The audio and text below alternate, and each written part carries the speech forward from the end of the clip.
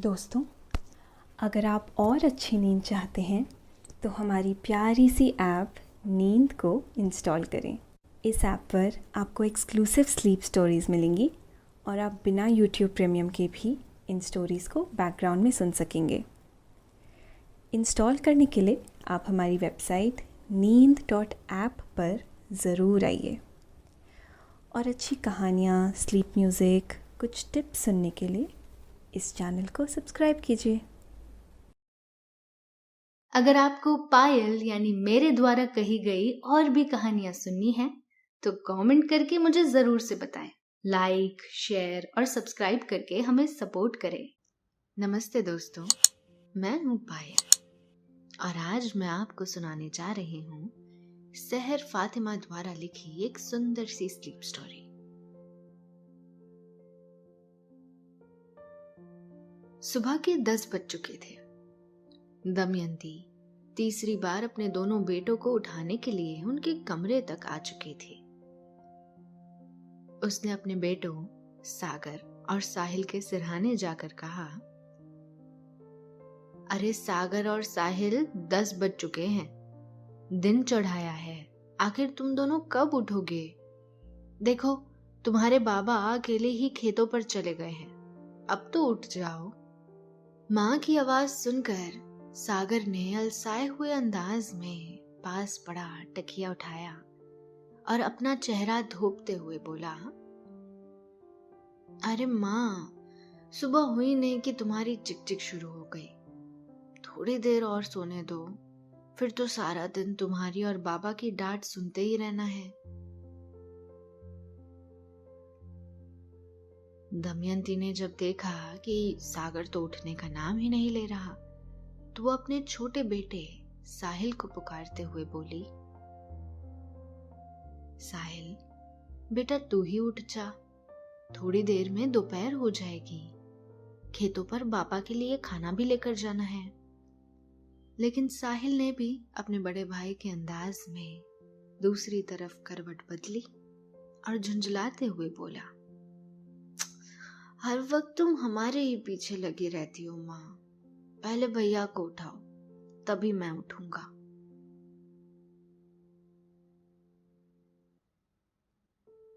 दमयंती एक बार फिर दोनों के बहाने सुनकर बाहर निकल आई, लेकिन अपने दोनों बेटों के इस आलस भरे रवैये ने दमयंती को चिंता में डाल दिया था। रोटियां बेलते हुए उसने जैसे खुद से कहा, ये दोनों भाई तो दिन ब दिन आलसी ही होते जा रहे हैं। अगर जल्द ही इनका कुछ नहीं किया गया तो ये दोनों भाई हमेशा के लिए ऐसे ही आलसी के आलसी ही रह जाएंगे, जो कि उनकी आगे की जिंदगी के लिए सही नहीं होगा। नहीं नहीं, मैं आज ही साहिल के बाबा के घर आते ही उनसे इस बारे में कोई ना कोई उपाय ढूंढने के लिए कहती हूँ। हाँ, बस इतना सोचकर दमयंती कुछ निश्चिंत सी हो गई और फिर घर के कामों में लग गई। शाम में जैसे ही साहिल के बाबा किशन घर लौटे, वैसे ही उन्होंने दमयंती से सागर और साहिल के बारे में पूछा कि दमयंती, आखिर ये दोनों हैं कहाँ? अब आगे क्या होता है इस कहानी में ये जानेंगे, लेकिन उससे पहले थोड़ी सी तैयारी तो कर ले। तो चलिए, आप अपने आसपास की सारी लाइट्स ऑफ करके आराम से लेट जाएं। अपनी आंखें धीरे से बंद कर लीजिए। थोड़ा सा अपने शरीर को आराम दीजिए, थोड़ा और आराम। अपने शरीर को बिल्कुल ढीला छोड़ दीजिए। कोई टेंशन नहीं, कोई तनाव नहीं। अपने दिमाग में चल रहे सभी विचारों को, चिंताओं को त्याग दें। एक शांति सी महसूस करें। सभी नेगेटिव पॉजिटिव विचारों को धीरे धीरे निकाल दें।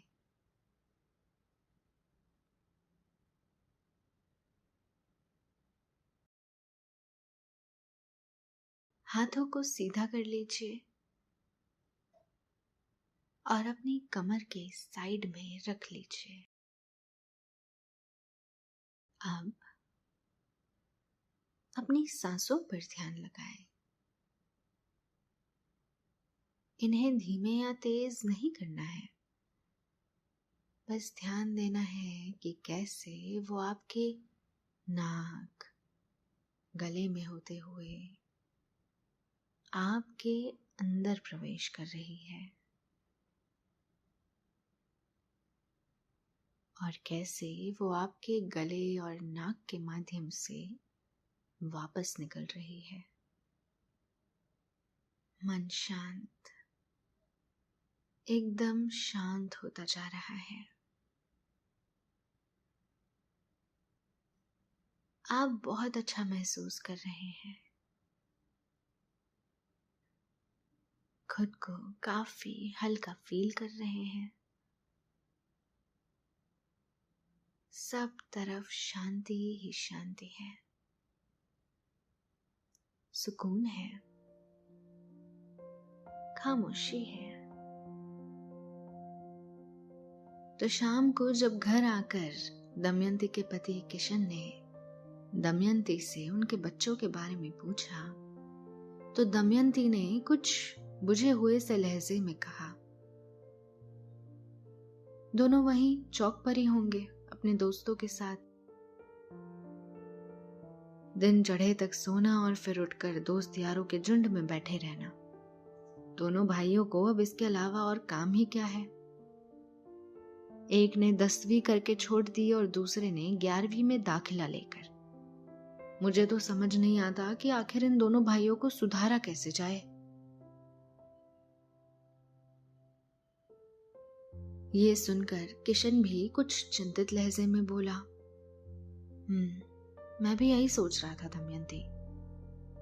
दोनों ना तो पढ़ाई में जी लगाते हैं और ना ही खेती किसानी में। तभी जैसे दमयंती के दिमाग में एक उपाय सूझा। वो झट से बोली, मुझे लगता है कि हम इन दोनों को सुधारने का एक आखिरी प्रयास कर सकते हैं। ये सुनकर किशन ने चौंकते हुए दमयंती से पूछा, दमयंती, तुम्हारे दिमाग में आखिर चल क्या रहा है? तब दमयंती ने किशन को धीरे धीरे अपनी सारी योजना बताई, जिसे सुनकर किशन की आंखों में एक चमक सी उभर आई थी। उसे दमयंती की ये योजना से ये आभास हो रहा था कि ये कुछ ना कुछ कारगर फल तो जरूर देगी। फिर दोनों ही अपनी योजना से जुड़ी और दूसरी सारी बातें तय करने लगे। 2 दिन बाद जब साहिल और सागर सोकर उठे तो उन्होंने देखा कि माँ और बाबा दोनों ही अपना सामान बांधे आंगन में बैठे हुए थे। सागर ने आंखें मलते हुए माँ से पूछा, ये सुबह सुबह कहाँ जाने की तैयारी हो रही है माँ? दोस्तों, अब से आप आपकी मनचाही दादी और नानी की कहानियों से प्यारी नींद की कहानियां सिर्फ और सिर्फ नींद ऐप पर ही सुन पाएंगे। तो इसी तरह हमारे साथ कहानियों के जरिए जुड़े रहने के लिए आपकी अपनी नींद ऐप इंस्टॉल करें। दमयंती ने उसका सवाल नजरअंदाज करते हुए एकदम से उठकर कहा, अच्छा हुआ सागर और साहिल बेटे तुम उठ गए। मैं और तुम्हारे बाबा बस निकलने ही वाले थे। सागर उनके साथ बंधे हुए सामान को हैरानी से देखते हुए बोला, निकलने वाले थे? लेकिन कहाँ निकलने वाले थे माँ? तब किशन ने जवाब दिया, दरअसल बेटा, मैं और तुम्हारी माँ कई सालों से 4 धाम की तीर्थ यात्रा पर निकलने की सोच रहे थे, लेकिन हर बार किसी न किसी कारण से हमारा सपना अधूरा ही रह जाता। लेकिन अब भगवान की दया से हमें ये मौका मिल गया है। हम 4 धाम की यात्रा पर निकल रहे हैं। किशन की ये बात सुनकर साहिल और सागर दोनों ने ही चौंक कर एक दूसरे को देखा और फिर साहिल ने एकदम से माँ के पास आकर बैठते हुए कहा, लेकिन माँ, आप दोनों हम लोगों को यहाँ ऐसे अकेला छोड़कर कैसे जा सकते हैं? और फिर हम यहाँ अकेले रहकर करेंगे भी क्या?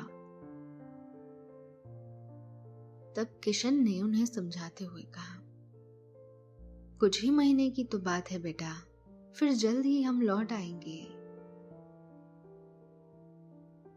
लेकिन सागर ये अच्छी तरह से समझ रहा था कि 4 धाम की तीर्थ यात्रा इतनी जल्दी पूरी नहीं होनी। इसीलिए उसने जल्दी से दमयंती का हाथ थाम कर कहा, अच्छा तो ऐसा क्यों नहीं करती माँ कि हमें भी अपने साथ ले चलो? ये सुनकर दमयंती ने भी झट से कहा, बेटा, सोचा तो हमने भी यही था कि तुम दोनों को भी अपने साथ ले चले, लेकिन जिस टोली के साथ हम लोग यात्रा पर जा रहे हैं वहां सिर्फ और सिर्फ हमारी उम्र के ही लोग हैं। सारे तीर्थ यात्री एक ही उम्र के होंगे तो आपस में खूब जमेगी। तुम दोनों को हमारे साथ मजा नहीं आएगा। इसीलिए हमने सोचा कि तुम दोनों यहाँ घर ही रुक जाओ, घर की देखभाल भी हो जाएगी। अच्छा चलो, अब हमारी गाड़ी का समय हो रहा है तो हमें निकलना चाहिए। अपना ध्यान रखना बेटा।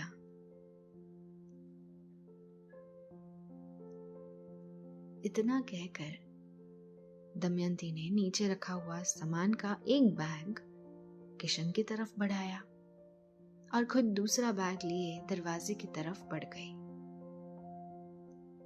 साहिल ने उन्हें रोकने की बहुत कोशिश की, लेकिन दोनों नहीं रुके, जबकि सागर आने वाले दिनों के बारे में सोचकर ही झुंझला रहा था।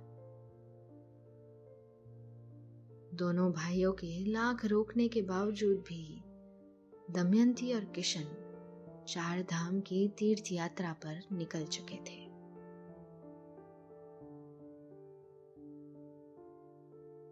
माता पिता के जाने के बाद दोनों भाई घर पर अकेले रह गए थे। किशन ने लगभग 10 दिनों के राशन का इंतजाम कर रखा था। साहिल तो उसी तरह मौज मस्ती में डूबा रहा, लेकिन सागर को जल्द ही इस बात का एहसास हो चुका था कि कुछ ही दिनों में जब किशन के रखे हुए राशन खत्म हो जाएंगे तब उनके भूखे मरने की नौबत आ जाएगी। बस यही सोचकर साहिल ने यह तय कर लिया था कि उसे क्या करना है।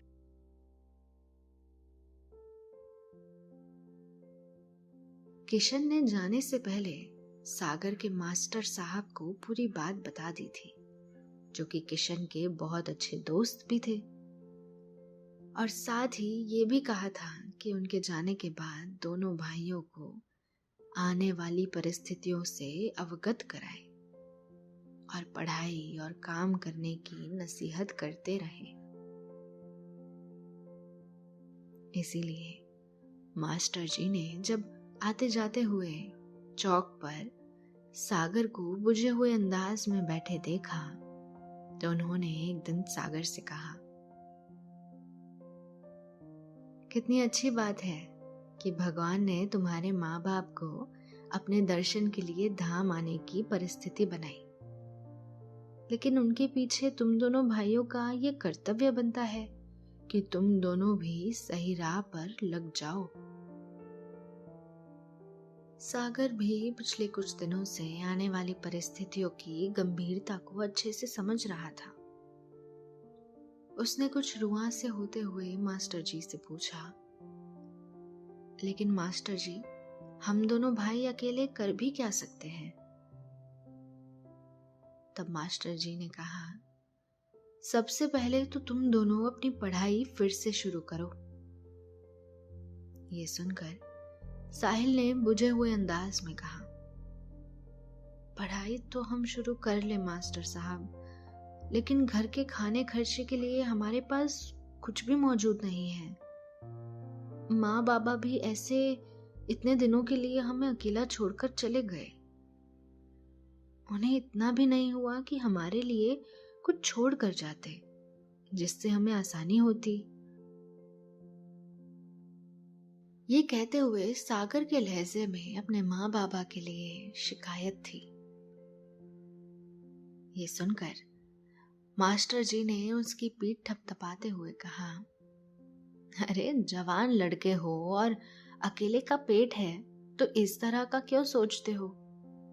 खाने खर्च की ही बात है तो मैं उसके लिए कुछ उपाय लगा सकता हूँ। मेरे जानने वाले कुछ लोग अपने बच्चों के लिए ट्यूशन ढूंढ रहे हैं। अगर तुम पढ़ाना चाहो तो मैं तुम्हारे लिए उनसे बात कर सकता हूँ। ये सुनकर जैसे सागर की आंखें चमक उठी। उसे लगा कि मास्टर जी का ये सुझाव जैसे डूबते को तिनके का सहारा है। उसने झट से कहा, जरूर मास्टर जी, मैं 1 से 10 तक की किसी भी कक्षा के विद्यार्थी को पढ़ा सकता हूँ। मास्टर जी ने जब उसे इतना उतावला होते हुए देखा तो एक बार फिर पूछा, लेकिन क्या तुम इस बात के लिए संकल्प ले सकते हो कि तुम अपना ये काम बगैर किसी आलस के पूरी निष्ठा के साथ करोगे? सागर ने ये सुनकर एक गहरी सांस ली और फिर कहा, इतने दिनों में माँ बाबा की गैर मौजूदगी के दौरान मुझे इतना समझ तो आ ही गया है कि मास्टर जी, अब इस तरह का आलस से काम नहीं लिया जा सकता। इसीलिए मैं आपसे वादा करता हूँ कि मैं पूरा मन लगाकर बच्चों को ट्यूशन पढ़ाऊंगा और खुद अपनी पढ़ाई भी दोबारा से शुरू करूंगा। ये सुनकर मास्टर जी काफी खुश हुए। उन्होंने उठते हुए कहा, तो फिर ठीक है, मैं कल ही तुम्हें उन बच्चों के माता पिता से बात करके बताता हूँ। इतना कहकर मास्टर जी वहां से चले गए। उधर सागर भी अपने घर की तरफ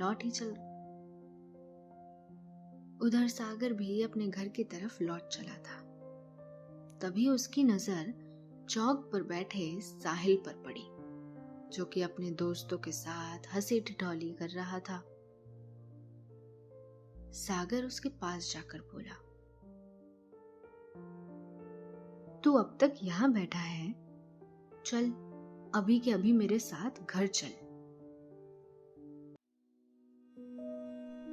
दोस्तों, अब से आप bed time stories, guided meditations, relaxing music, इन सब का आनंद नींद ऐप पर ही उठा सकते हैं।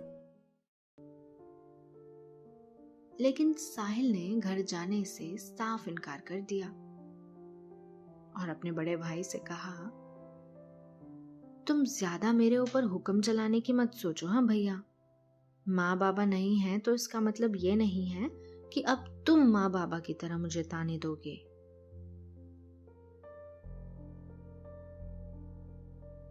ये सुनकर सागर को बेहद गुस्सा आया। उसने एकदम से साहिल का हाथ पकड़ा और उसे खींचते हुए घर ले आया। साहिल ने बहुत कोशिश की कि वो सागर के साथ न जाए, लेकिन उम्र और ताकत में बड़े साहिल ने अपना रौब जमाते हुए उसे घर तक ले ही आया। लेकिन घर पहुंचते ही साहिल अपने बड़े भाई पर बरस पड़ा। भैया, तुम बड़े हो तो इसका मतलब ये नहीं कि मुझे मेरे दोस्तों के सामने इस तरह जबरदस्ती उठाकर ले आओगे।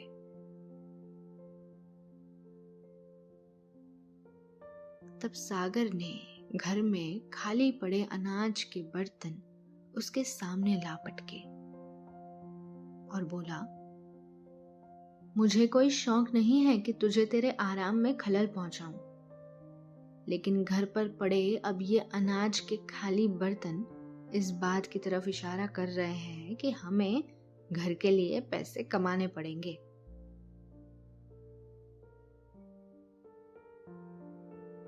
ये सुनकर साहिल कुछ देर के लिए शांत पड़ गया, जबकि सागर ने आगे कहा, मैंने तो ये तय कर लिया है कि मैं अपनी आगे की पढ़ाई भी पूरी करूंगा और साथ ही साथ बच्चों को ट्यूशन पढ़ाकर अपने खर्च भी निकालूंगा। अब तू अपना देख ले कि तुझे क्या करना है, क्योंकि मैं माँ बाबा की तरह तुझे बिठाकर खिलाने से तो रहा।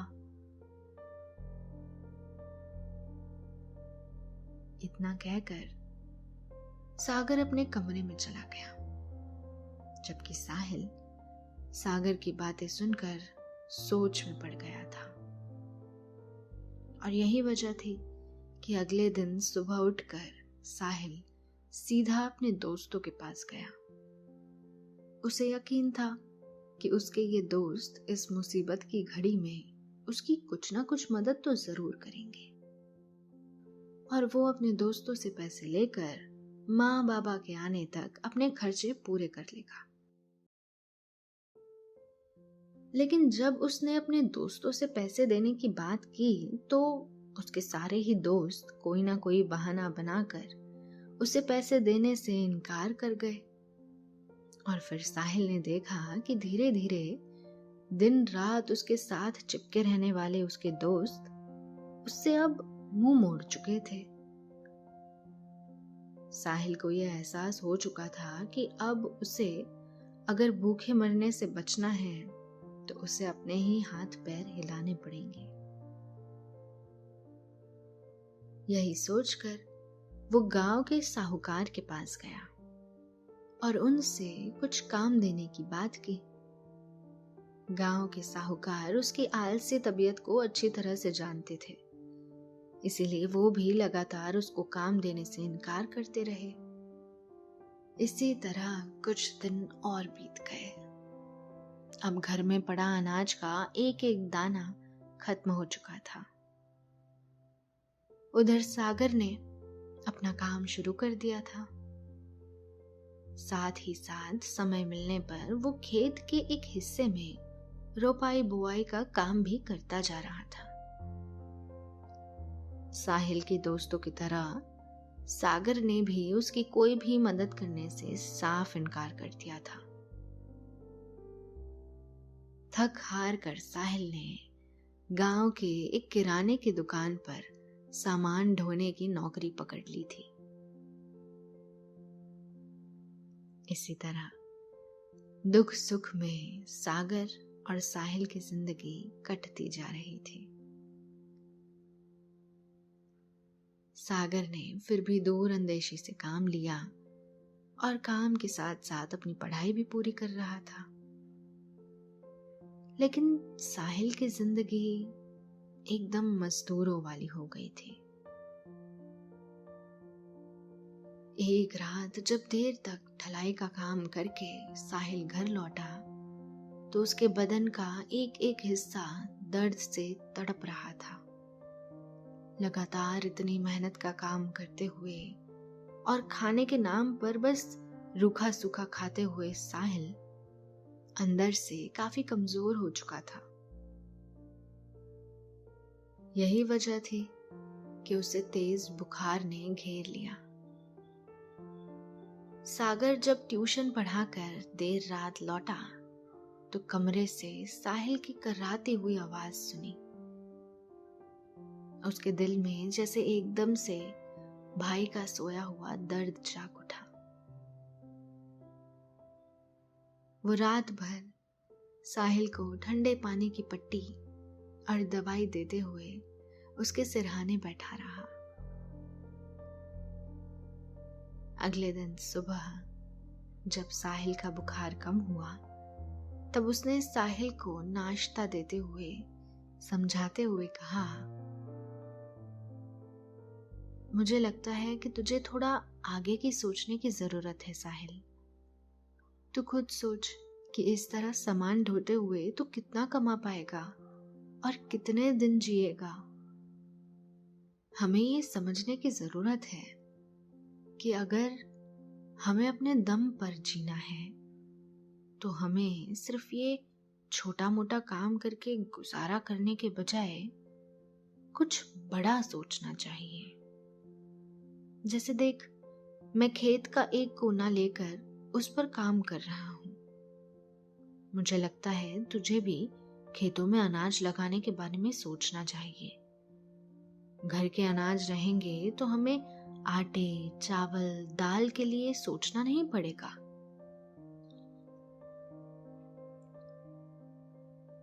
साहिल पूरे ध्यान से अपने भाई की बात सुन रहा था। सागर ने आगे कहा, माँ बाबा को आने में अभी महीनों या फिर शायद साल भी लग सकता है, और अगर हमें अपनी बाकी की जिंदगी अच्छी तरह से गुजारनी है तो हमें अपनी पढ़ाई भी पूरी करनी चाहिए। भाई की पूरी बात सुनकर साहिल फूट फूट कर रो पड़ा। मन की बात होठों पर आ ही गई। उसने शिकायती लहजे में कहा, लोगों के माँ बाप उनके लिए कितना कुछ करते हैं, लेकिन हमारे माँ बाप कितने पत्थर दिल हैं कि वो हमें यूं अकेला छोड़कर तीर्थ यात्रा पर निकल गए। ना तो उन्हें हमारी कोई चिंता हुई और ना ही उन्होंने हमारे बारे में सोचा कि उनके जाने के बाद हम कैसे रहेंगे। भला किसी माँ बाप का दिल भी इतना कठोर होता है क्या? ये बात सुनकर सागर ने मुस्कुराते हुए कहा, तू सिर्फ वही देख रहा है साहिल जो तेरे सामने है। तुझे ये तो दिख गया कि माँ बाबा हमें छोड़कर चले गए, लेकिन तूने ये नहीं देखा कि उन्होंने ऐसा हमारे अच्छे के लिए किया, हमारे भले के लिए किया। तू खुद सोच कर देख, अगर माँ बाबा आज भी हमारे साथ होते तो शायद आज भी हम उनके कमाए हुए पैसों पर आराम की जिंदगी गुजार रहे होते। ना पढ़ाई के बारे में सोचते और ना ही काम के बारे में। तो इस बात को ऐसे समझ कि माँ बाबा ने कोई कठोरता नहीं दिखाई, बल्कि उन्होंने हमारा भविष्य सुधारने के लिए ये कठोर कदम उठाया। दोस्तों, अब से आप आपकी मनचाही दादी और नानी की कहानियों से प्यारी नींद की कहानियां सिर्फ और सिर्फ नींद ऐप पर ही सुन पाएंगे। तो इसी तरह हमारे साथ कहानियों के जरिए जुड़े रहने के लिए आपकी अपनी नींद ऐप इंस्टॉल करें। सागर की बात सुनकर जैसे साहिल को भी ये समझ में आने लगा कि माँ बाबा उन्हें छोड़कर आखिर गए क्यों थे, और उनका जाना दोनों भाइयों के लिए कितना जरूरी था। ये समझ में आते ही साहिल ने भी ये तय कर लिया कि वो भी अपनी पढ़ाई पूरी करते हुए ठीक वैसे ही अपने आप को सुधारने की कोशिश करेगा जैसे उसके बड़े भाई ने की थी। और इस तरह समय रहते दोनों भाइयों की आंखें खुल चुकी थी और दोनों भाइयों ने सही दिशा में कदम आगे बढ़ा दिए थे। यहाँ तक कि लगभग 1.5 साल बाद जब दमयंती और किशन वापस घर लौट कर आए तो दोनों बेटों में काफी सुधार आ चुका था। सब कुछ व्यवस्थित हो चुका था और ये सब देख दमयंती और किशन फूले नहीं समा रहे थे। दोनों भाई जब काम पर गए तब दमयंती ने किशन से कहा, देखा, भगवान ने हमारी प्रार्थना सुन ही ली। आज उन्हीं के बदौलत हमारे दोनों आलसी बेटे पहले से कहीं बेहतर हो चुके हैं। किशन ने भी मुस्कुराते हुए हाँ में अपना सर हिलाया और मन ही मन दोनों पति पत्नी भगवान का शुक्रिया अदा करने लगे। तो दोस्तों, ये थी आज की कहानी। आशा है आपको ये कहानी पसंद आई हो। मगर अब कहानी तो खत्म हो गई और आपके सोने का वक्त हो चला है। तो आप अपनी आंखें कोमलता से बंद करिए, अपने मन में एक शांति महसूस करें और भगवान जी का नाम लेकर एक गहरी नींद में चले जाइए। शुभ रात्रि, शब खैर, गुड नाइट।